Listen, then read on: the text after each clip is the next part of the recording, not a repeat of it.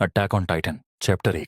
Scene शुरू होता है। स्काउट जंगल में टाइटन को मारने जा रहे होते हैं। उनका कैप्टन चिल्लाकर कहता है, एक ही टारगेट है, इसे बिना चूके मार डालो। अरविंद चिल्लाकर कहता है, टारगेट 400 मीटर दूर है, वो इसी तरफ आ रहा है। उनका कैप्टन चिल्लाकर कहता है, जैसे कि हमने प्रैक्टिस करी थी वैसे ही 5 ग्रुप में बढ़ जाओ और हम चारा बनेंगे। नेक्स्ट सीन में कैप्टन कहता है, सभी अटैक ग्रुप्स वर्टिकल मैन्यूवरिंग पर स्विच करें। सभी सोल्जर मैन्यूवरिंग पर स्विच हो जाते हैं। इरविन ओडीएम गियर की मदद से टाइटन पर हमला करता है और उसे मारते हुए कहता है, हम एक ही समय पर सभी दिशाओं से हमला करते हैं, चलो इसे मानव जाति की ताकत सिखाते हैं। दूसरा सीन, एरन एक पेड़ के नीचे सो रहा होता है और मिकासा उसे उठाते हुए कहती है, इरेन उठ जाओ, अगर हम अभी घर नहीं गए तो अंधेरा हो जाएगा। इरेन उठकर कहता है, मिकासा तुम्हारे बाल इतने लंबे कब हो गए? मिकासा कहती है, क्या तुम सचमुच इतनी गहरी नींद में सो रहे थे कि जागने पर भी सपने देख रहे थे? इरेन कहता है, नहीं, लेकिन मुझे ऐसा लग रहा है कि मैंने अभी सबसे लंबा सपना देखा है। मिकासा एरन को देखकर कहती है, क्या तुम रो रहे हो? एरन को भी नहीं पता कि वो क्यों रो रहा है। नेक्स्ट सीन में एरन मिकासा से कहता है, किसी को मत बताना कि मैं रो रहा था। मिकासा कहती है, नहीं बताऊंगी।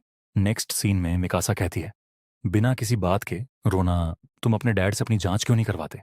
एरेन गुस्से में कहता है, बेवकूफ मत बनो, जैसे मैं अपने डैड को इस बारे में बता सकता हूं। एकदम से वहां हंस आ जाता है और एरन से कहता है, तुम किस बात पर रो रहे हो एरन? क्या मिकासा तुमसे किसी बात पर नाराज हो गई?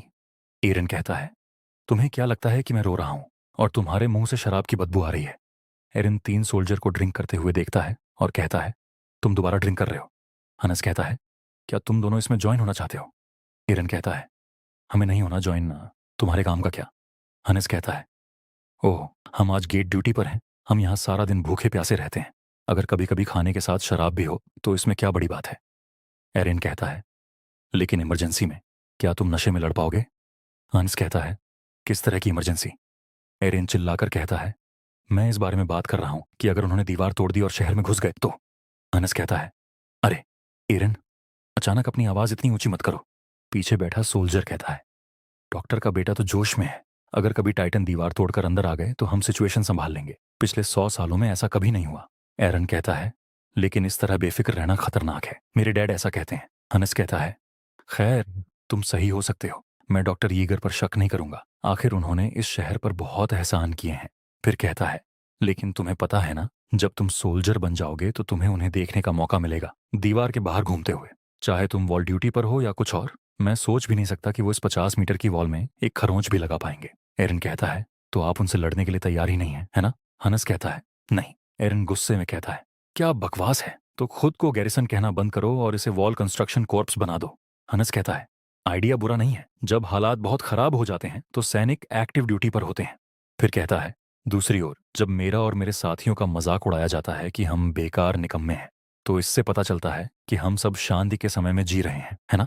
पीछे से एक सोल्जर कहता है, ये बिल्कुल वैसा ही है जैसा हैंस ने कहा है, मैं सर्वे कोर के उन लोगों को समझ नहीं पाता जो दीवार के बाहर जाना चाहते हैं। एरन कहता है, लेकिन अगर वो वॉर करके मजा लेना चाहते हैं तो उन्हें करने दो। मैं कहता हूं, हमें अपना पूरा जीवन दीवार के बाहर बिताने की जरूरत नहीं है। हम यहां आराम से खा पी सकते हैं, सो सकते हैं और जिंदा रह सकते हैं, लेकिन क्या ये पिंजरे में बंद जानवर होने जैसा नहीं है? पीछे बैठा सोल्जर कहता है, कितना सनकी है। हनस कहता है, मुझे मत बताओ, वो सर्वे कॉर्प ज्वाइन करना चाहता है। नेक्स्ट सीन में देखते हैं, शहर में घंटी बजती है। शहर के लोग कहते हैं, सर्वे कॉर्प्स आ रहे हैं, फ्रंट गेट खुल रहा है, हीरो आ रहे हैं। एरेन मिकासा का हाथ पकड़कर उन्हें देखने के लिए जाता है। एरेन और मिकासा एक बॉक्स के ऊपर खड़े होकर देख रहे होते हैं। एरेन और मिकासा सोल्जरों को देखकर हैरान हो जाते हैं। कई सोल्जर घायल और थके हुए दिख रहे हैं, कुछ के चेहरे पर खून और चोट के निशान हैं। साइड में 2 लोग बात कर रहे होते हैं। क्या ये ही लोग वापस आ पाए हैं? ऐसा लग रहा है कि एक और नरसंहार हो गया है, भले ही इस बार सर्वे के लिए 100 से अधिक लोग निकले थे, यहां 20 से भी कम लोग हैं। क्या बाकी सबको खा लिया गया? नेक्स्ट सीन में एक औरत कैप्टन से कहती है, मुझे मेरा बेटा ब्रॉन यहां दिख नहीं रहा, मेरा बेटा कहाँ है? साइड में खड़ा सोल्जर कहता है, ये ब्रॉन की मां है। कैप्टन उस औरत को ब्रॉन का हाथ थमा देता है और कहता है, बस इतना ही हम वापस ला सके। औरत रोते हुए कहती है, मेरा बेटा तुम्हारे काम आया है ना? नेक्स्ट सीन में वो औरत कहती है, भले ही उसने सीधे तौर पर कुछ हासिल न किया हो, लेकिन उसकी मौत ने इंसानियत को उन्हें हराने के एक कदम और करीब ला दिया है ना? कैप्टन कहता है, हाँ, बिल्कुल। नेक्स्ट सीन में कैप्टन रोते हुए कहता है, इस बार भी हमने कुछ भी हासिल नहीं किया। मेरी नाकाबिलियत की वजह से मैंने बस अपने सैनिकों को मरवा दिया। हम ये पता लगाने के करीब नहीं पहुंच पाए कि वे चीजें असल में क्या हैं। नेक्स्ट सीन में पीछे खड़े दो लोग आपस में बात करते हैं। अगर वे दीवार के अंदर रहते तो वो सब मरते नहीं। सोल्जर हमारे टैक्स की बर्बादी के अलावा कुछ नहीं करते हैं। असल में हमारे टैक्स का इस्तेमाल उन कमीनों को स्नैक्स देकर मोटा करने के लिए किया जा रहा है। एरन गुस्से में उस आदमी के सिर में डंडा मार देता है। मिकासा एरन को पकड़कर वहां से भाग जाती है। नेक्स्ट सीन में मिकासा एरन को दीवार पर फेंक देती है। एरन गुस्से में कहता है, यह सब किस लिए था? अब सारी लकड़ियां यहां वहां बिखर गई हैं। मिकासा कहती है, क्या तुम्हारे ख्याल बदल गए हैं सर्वे कॉर्प्स ज्वाइन करने को लेकर? एरन कुछ भी नहीं कहता। एरन और मिकासा अपने घर चले जाते हैं। नेक्स्ट सीन में एरन अपने डैड से पूछता है, डैड, क्या आप अभी बाहर जा रहे हैं? ग्रिशा एरन से कहता है, हाँ, मुझे अपने एक पेशेंट को देखने दे के जाना है। नेक्स्ट सीन में मिकासा एरन के मॉम डैड से कहती है, एरन सर्वे कॉर्प्स ज्वाइन करना चाहता है। एरन कहता है, मिकासा, मैंने तुमसे कहा था कि उन्हें मत बताना। एरन की मॉम गुस्से में कहती है, तुम क्या सोच रहे हो? क्या तुम्हें पता है दीवार के बाहर जाने की हिम्मत करने पर कितने लोग मारे गए हैं? एरन चिल्लाकर कहता है, हाँ, मुझे पता है। ग्रिशा एरन से पूछता है, एरन, तुम बाहर क्यों जाना चाहते हो? एरन कहता है, मैं अपनी पूरी जिंदगी दीवारों के अंदर रहकर नहीं बिताना चाहता, बिना ये जाने कि बाहर की दुनिया में क्या हो रहा है। और इसके अलावा अगर कोई आगे बढ़ने वाला नहीं बचा तो अब तक जो लोग मरे हैं उनकी मौत बेकार जाएगी। ऋषा कहता है, समझ गया, अब मुझे निकलना होगा, बोट जल्दी ही निकलने वाली है। एरेन की मॉम कहती है, रुको हनी, अपने बेटे को समझाओ। कृषा कहता है, कोई क्या कहता है इससे कोई फर्क नहीं पड़ता, एक जिज्ञासु मन को रोका नहीं जा सकता। ग्रिशा चाबी दिखाते हुए कहता है, एरन, जब मैं वापस आऊंगा तो मैं तुम्हें दिखाऊंगा कि हमारे बेसमेंट में क्या है जो मैंने इतने समय से एक राज रखा है। एरन कहता है, सच में? ग्रीशा चला जाता है। नेक्स्ट सीन में एरन की मॉम कहती है, एरन, मैं तुम्हें सर्वे कॉर्प्स में शामिल होने जैसी कोई बेवकूफ़ी नहीं करने दूंगी। एरन गुस्से में कहता है, क्या बेवकूफ़? मेरे हिसाब से वो लोग असली बेवकूफ़ हैं जो पिंजरे में बंद पंछियों की तरह रहने में खुश हैं।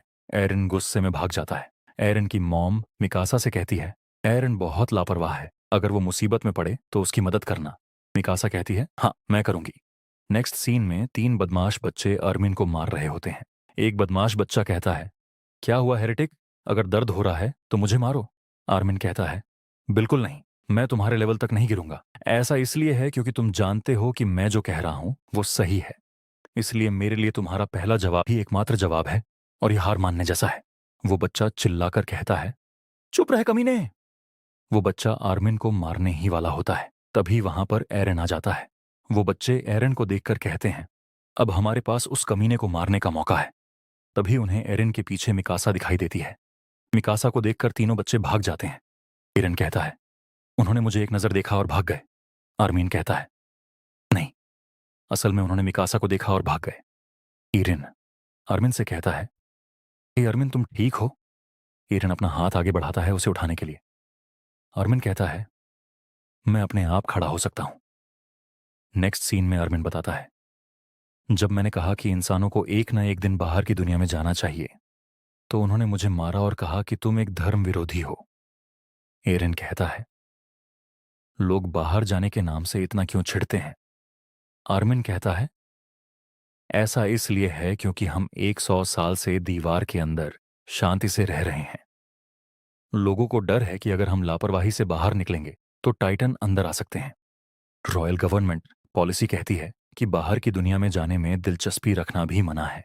एरन कहता है, इसका मतलब किंग एक डरपोक है। आर्मिन कहता है, तुम सही हो, पर मुझे हैरानी है कि क्या यही एक रीजन है? एरन कहता है, यह हमारी जिंदगी है, हम इसके साथ जो चाहें कर सकते हैं, है ना? मिकासा कहती है, तुम सही कह रहे हो। एरन मिकासा से कहता है, इससे मुझे याद आया, मॉम डैड को मेरी बात बताने के लिए थैंक्स। मिकासा कहती है, मुझे इसे सीक्रेट रखने का एग्रीमेंट याद नहीं है। आर्मिन कहता है, तो उन्होंने क्या कहा? क्या वो खुश नहीं थे? एरन कहता है, क्या बकवास है, तुम भी इसे छोड़ने के लिए कह रहे हो? आर्मिन कहता है, देखो, मैं जानता हूं कि तुम कैसा महसूस कर रहे हो, लेकिन सच तो ये है कि ये बहुत खतरनाक है। मेरा मतलब, मुझे लगता है कि जो लोग ये मानते हैं कि हम इस दीवार के अंदर हमेशा सेफ रहेंगे, वो लोग पागल हैं। सिर्फ इसलिए क्योंकि पिछले 100 सालों से किसी टाइटन ने दीवार नहीं तोड़ी है। इसका मतलब ये नहीं कि वो आज इसे नहीं तोड़ेंगे। तभी वहां बहुत बड़ा धमाका होता है। आर्मिन कहता है, ये क्या था? मिकासा कहती है, क्या ये भूकंप था? एरन कहता है, चलो चलकर देखते हैं। एरन, आर्मिन और मिकासा देखने के लिए दीवार की तरफ भागते हैं। नेक्स्ट सीन में तीनों दीवार की तरफ देख रहे होते हैं। तभी उन्हें दीवार के पीछे एक टाइटन दिखता है। आर्मिन डरते हुए कहता है, ये नहीं हो सकता, वो दीवार 50 मीटर ऊंची है। एरन भी डरते हुए कहता है, ये तो एक टाइटन है। कोलोसल टाइटन अपने पैर से दीवार में छेद कर देता है और बाहर से टाइटन दीवार के अंदर आ जाते हैं। ये चैप्टर यहीं खत्म होता है। नेक्स्ट चैप्टर बहुत जल्दी आएगा।